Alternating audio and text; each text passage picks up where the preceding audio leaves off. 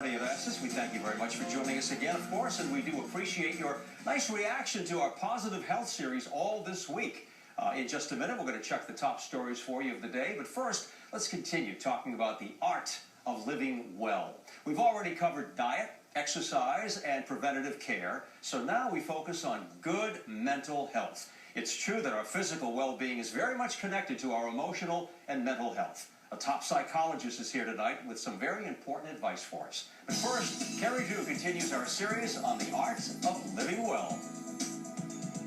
The most difficult thing is realizing that it does exist. When we think about health, we don't always consider mental health. I think people are uncomfortable talking about it. I think people are embarrassed by it. Experts say mental illnesses like anxiety, depression, schizophrenia, and panic disorders affect people of all ages, races, religions, and incomes. People tend to believe that they can handle it themselves, and I think it kind of snowballs. According to a recent report from the U.S. Substance Abuse and Mental Health Services Administration, nearly 1 in 5 American adults, almost 44 million people, had a diagnosable mental illness in 2013. We certainly know that that number is probably even higher because we know that by the very nature of a mental illness, that it's a tendency to want to keep things inside and not share things and ask for help as much as we often should. Clinical psychologist Dr. Chloe Carmichael says the stigma associated with mental health issues keeps people from talking openly about it. People don't necessarily want to say, oh, I'm struggling, oh,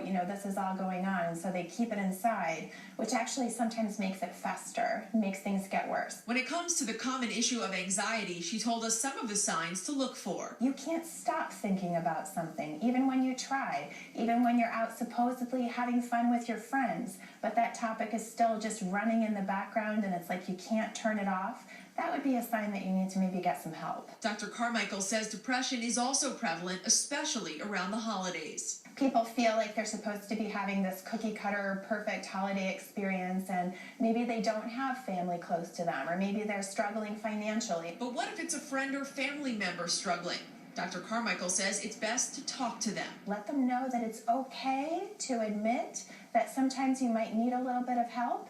If the person shuts you down, then sometimes it can actually be helpful to share with that person about your own experience. And you can tell them, if you don't want help, it's okay, but I have to tell you it hurts me to see you feeling this way. With mental illnesses, experts say every case is different, but recovery is possible. Having the insight and awareness and healthy behavior of seeking support when you need it is actually the best thing that you can do for yourself. For the news at 6, I'm Kerry Drew.